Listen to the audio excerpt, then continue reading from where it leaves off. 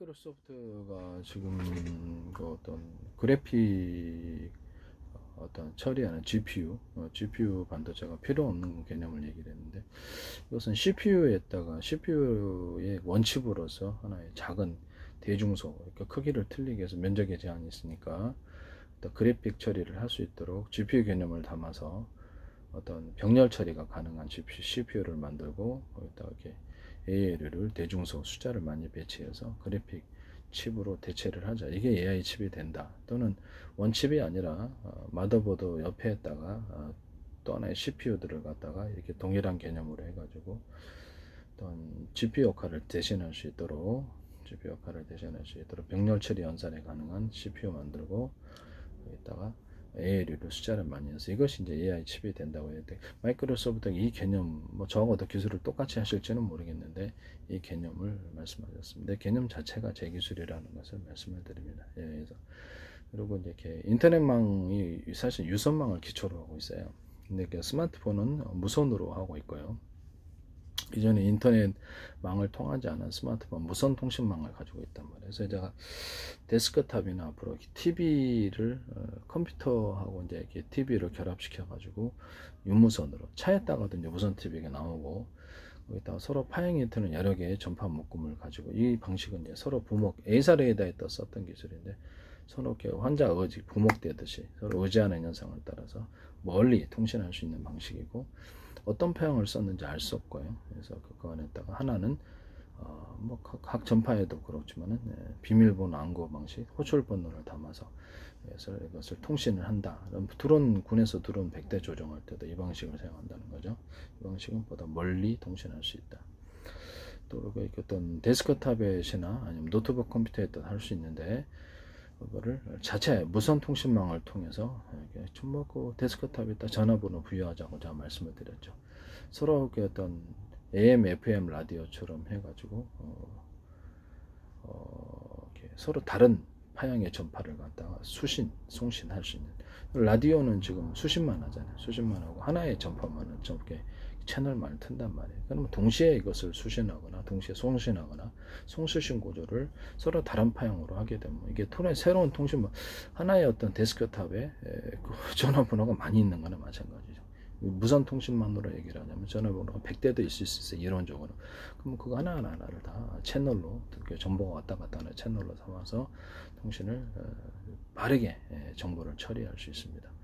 또 하나의 방식은 같은 전파다 그러면 스마트폰에서 지금 우리나라에는 SKT와 KT 정도 이렇게 되겠습니다. 그러면 같은 전파다 그러면 같은 방 안에, 사무실 안에 동일한 회사 거가 있어도 같이 울리죠. 호출 번호가 틀리니까. 그래서 이렇게 데스크탑 안에 호출 번호만 틀리게 해가지고 같은 전파라면 그 안에서 스마트폰 10대도 없다, 100대도 없다, 이런 식이에요. 그러니까 데스크탑이 하나의 사무실 방이 되는 거죠. 그래서 그 안에서 통신 구조로 삼는다라는 거죠. 정보 채널에 정보가 왔다 갔다 하는 이 방식을 선택하거나, 두 가지를 다른 파형과 어떤 그 안에서 호출 번호만 틀리게 한, 스마트폰이 이렇게 이론적으로 데스크탑에 10개 있고 100개 있고 이렇게 들어갈 수 있다는 그런 개념으로, 기타의 모든 통신 장비나 유성통신에서도 할 수 있겠네요. 그럼 기존의 스마트폰에서도 이 방식으로 통신할 수 있겠네요. 그 주파수 송수신기가 많고 서로 파형이 틀린 여러 개의 전파를 가지고 그냥 통신 채널로 삼아주면 되게 정보가 한꺼번에 많은 정보를 다 처리하는 능력이 굉장히 강해지겠죠. 하나의 어떤 부분적으로 하나의 정보를 보내는데 하나의 채널, 하나의 통신 도로로 하는 것보다 잘게, 가령 이제 동영상 파일이다 그러면 동영상 파일을 100개로 쪼갰다. 그러면 100개에다 차량에 짐을 싣고 한 개의 도로로 가서 한 개의 창고에다 짐을 부려놓으면 이것이 굉장히 속도가 늦어지겠죠. 발열도 심해지고. 그럼 이걸 100개로 쪼갰으면 100개의 도로, 70개도 되고 50개 도로도 타도 돼요. 통신 도로가 작으면 100개의 도로를 타고 100개의 창고, 이렇게 저장이나 연산, 기타 일처리, 데이터 처리를 하는 그런 곳으로 가서 이렇게 해놓으면 정보 읽기 쓰기가 엄청 빨라지고 거의 동시에 구현. 그래서 다 채널이 필요한 거예요. 다 채널이라는 것은 정보의 통신 도로가 많다라는 거겠죠. 이게 다 채널을 통해서 정보를 잘게 쪼개서 가는, 우리 뇌관여는 그렇게 돼 있다고 저는 그렇게 생각하고 있거든요. 우리 뇌가 한 군데 딱 모든 정보를 이렇게 저장하는 게 아니라 주요 정보 저장하는 게 있고 파편식으로, 파편식으로 해갖고 여러 군데 정보를 저장해서 그것을 합산하는. 그러면 이렇게 동영상 같은 거는 이제 저장을 해 놓는다. 그러면 여기 일련번호로 부여를 하는, 일련번호로 부여하거나 어떤 암호 코드를 부여해서 나중에 재조립을 해야 되는 거예요. 문자 뭐 숫자 방식이 있을 수 있고 문자도 섞어도 되고 회사별로 그렇게 하거나, 또 이렇게 소비자 환경을 따라 암호 체계를 줘가지고 다른 해커가 함부로 열어보지 못하도록 이렇게 하고, 스마트폰에도 제가 이게 사진이나 동영상, 데스크탑이나 사진 동영상 할 때 암호 체계를 넣어서 소비자 환경으로 하면서 함부로 남이 내 사진이나 동영상 보지 못하게 하는 기술 구조를 제가 말씀을 드렸죠. 그렇게 하시면 제 기술이 되겠습니다. 마이크로소프트에서 오픈 AI 소라에서도 제 기술이 지금 많이 나오고 있고요. 그 다음에 마이크로소프트 이름을 직접 거론을 하면서 제가 마이크로소프트의 플랫폼을 이용하고 쇼핑몰을 만들 수 있다 그랬더니 그대로 하시더라고요. 그 다음에 인터넷 전화를 어떤 스마트폰과 집에 있는 유선 전화 연결시키면 실질적인 전화 기능을 가질 수 있다 라고 얘기를, 그걸 그대로 하시더라고요. 애플과 연결시키더라고요. 그 다음에 그걸 유튜브나 넷플릭스 방식으로 해갖고 동영상을 방송 형태로 해가지고, 실제 이제 방송 형태로 하루 40개 틀어주면 그게 방송이다. 그래서 방송 500개 만들어서 공짜로 나눠주자. 그 다음에 전화도 이렇게 공짜로 할 수 있게 하고, 이제 이렇게 자기에 가입되지 않은 이런 타 스마트폰, 타 이렇게 유선 전화하고는 요금을 부과하면 되니까요.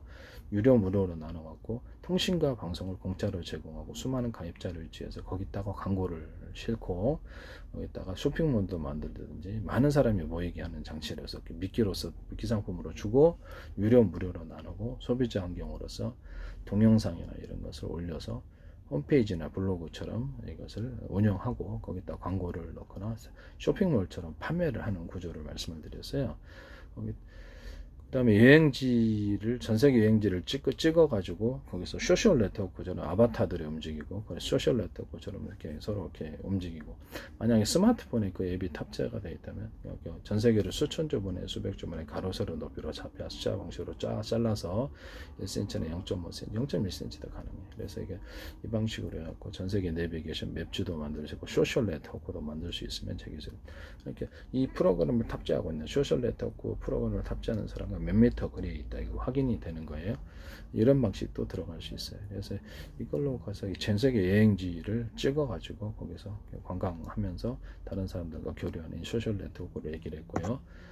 그래서 어떤 거기 실제 여행지, 핫플레이스가 있는 여행지 가가지고 상점 안에 로드뷰를 확대를 해가지고, 지금 그 로드뷰가 거리만 되잖아요. 그럼 이제 큰 상점이나 이런 핫플레이스에 들어가서 그쪽 물건을 구경하고 선택을 하면 국내 배송, 해외 배송하는 이런 서비스를 말씀을 드렸었어요. 그러니까 로드뷰가 안쪽으로 확대되는 방식이죠. 우리나라로 얘기하자면 홈플러스, 롯데마트, 이마트 이런 현대 매장 이런 데 들어가서 로드뷰를 안쪽에, 그냥 거기에 사유재산이니까 허락이 있어야 돼. 가입한 사람이 위해서.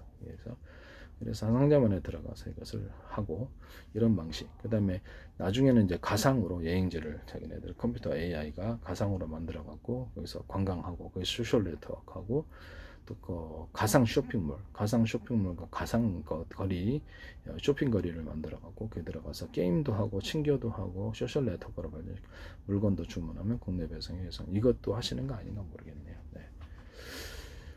전 세계 도매 사이트, 전 세계 모든 나라에서 물건을 구입하고 싶은데 일일이 전화번호도 모르고 결제도 안 되고 사기도 많고 이러다 보니까 전 세계 도매 사이트를 만들어 가지고 그것을 중간에 이렇게 결제라든지 이런 것들을 책임져주고, 어떤 물건이 안 왔을 때 소비자 다툼에 대해서도 책임져주고, 전 세계 도매 사이트 이것도 괜찮다라고 제가 말씀드립니다. 그것도 하시는 거 아닌가 모르겠습니다. 일단 그 오픈 AI 소라는 제 기술을 다 탑재를 하고 있다라는 것을 말씀드립니다. 이렇게 설명한 모든 기술 구조로 마이크로소프트가 하는지 안 하는지 봅시다. 자기네는 윈도우를 전 세계 막 미국의 정보를 등에 얻고 그래서 조금이라도 침해를 하면 난리치면서 지적재산권법도 있는데, 그래서 이 문제에 대한 AI 오픈 AI의 소라는 어떤 방식을 침해를 하고 있냐면, 하나의 구성 요소, 이해를 하기 쉽자면 야구장이다. 야구장이 갖춰야 될 구성 요소가 있지 않습니까? 허접한 데는 그런 것도 없겠지만 그렇죠. 1루, 2루, 3루가 있고 관객석이 있고 뭐 전광탑도 있을 수 있고 그다음에 야구장으로서 이렇게 뭐가 덕아웃도 있을 수 있고 그다음에 이렇게 있을 수 있겠죠. 그다음에 그 상태에서 아,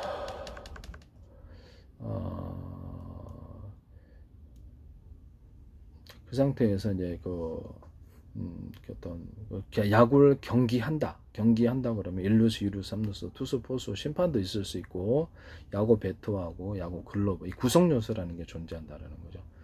글러브도 있고 관객도 있을 수 있고 구성 요소가 그중에 이렇게 줄거리를 전개하자면 막 또 일루 이렇게 안타 쳐갖고 하는 사람이 있고 홈런 치는 사람이 있고 번트 떼는 사람이 있고 이것도 하나의 구성 요소가 되는 거예요. 이런 식으로 만들어가는 첫 번째 단순 구성 건물에 기초 놓듯이 건물에 1층 기초 놓고 1층, 2층, 3층 놓듯이 그거는 이제 세부 구조로 들어가가지고 다양한 환경이 생기는 거죠.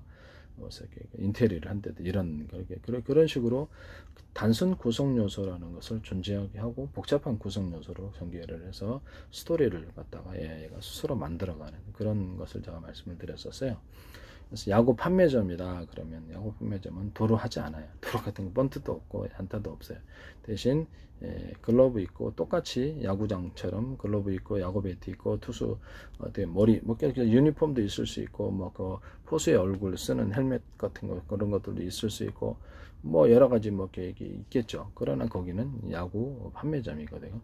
야구 판매점 중에서도 좀 규모가 큰 곳은 보다 야구 판매점이 아니라 축구 제품도 축구 용품도 살 수 있고 뭐 그렇죠. 좀 스포츠 용품으로 가는 거죠. 이렇게 해서 이해를 하는 거죠. 이해가 가죠. 이렇게 야구장이다. 야구 게임한다. 야구 판매점이다.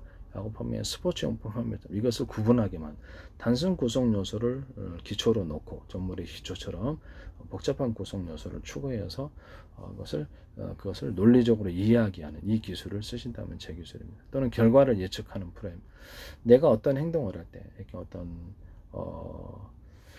이 그림 물감과 이 그림 물감을 섞었더니 어떤 그림 물감이 나오더라. 또는 내가 사과나무를 사과나무를 심을 때 사과가 나오더라. 또는 내가 마늘을 심었더니 마늘이 나오더라. 이런 결과들이 있지 않습니까? 무엇이를 심었든 뭐래. 결과를 예측하게끔 AI를 학습시킨다라는. 그러면 자신의 행동에 대해서 이해하고 이것과 저것을 결합해서 이렇게 시도해보고 저것과 저것을 결합해서 시도해보고 요리를 얘기를 하자면 이것과 저것과 결합해서 새로운 요리를 만들어요. 새로운 요리 이런 식으로 창조를 해나가면서 자기의 결과를 예측해서 이렇게 했을 때 부작용이 생기고 저기가 실패할 수 있으므로 안 한다. 이렇게 했을 때 어떤 결과를 예측해서 자신의 행동에 대해서 결국 어떤 결과가 나올지를 예측하는 이런 AI 모델을 제가 말씀을 드렸고 그것도 하시는가 모르겠어요. 그리고 가로 세로 높이를 전 세계를 가로 세로 좌표와 숫자 방식으로 해서 얘를 정보의 이동 경로 또는 저장 또는 연산 처리, 일 처리 이런 것들을 같이 하고 모든 화면을 구성을 할 때, 이렇게 그 화면을 영화 찍을 때처럼 화면을 구성을 할 때 가로 세로 높이로 해가지고 우리가 그림 그릴 때처럼 색깔을 이 그림이 어떤 색깔을 줄지, 이 그림이 어떤 색깔을 줄지 가로 세로 높이로 좌표와 숫자 방식으로 정확하게 표시를 해서 그에 따라서 이렇게 처리를 한다, 화면을 구성한다는 거죠. CCTV나 이런 사진 동영상에서도 가로 세로 높이로 해가지고 거기서도 이렇게 모든 것을 화면을 인식을 하는 거예요. 촬영을 할 때도 이렇게 A사 레이더다 그러면 전파를 쏘거나 이렇게 전파를 쏴갖고 탐지를 하잖아요. 그 방식도 상대방이 동쪽에 있는데 서쪽에서는 바보는 없죠. 전파를 동쪽이 어디 지점에 정확히 알면 거기다 정확히 쏠 수 있어요. 그래서 이 좌표와 숫자 방식을 통해서 전세계 내비게이션 맵지도 군사용 상업용으로 쓸 수 있을 것이라는 거죠. 반도체 안에서도 이것이 로봇 안에서도 앞으로 이것이 쓰게 되고요. 뭐 바닷속 지하 공간 건물 안에 GPS는 이게 안 되거든요.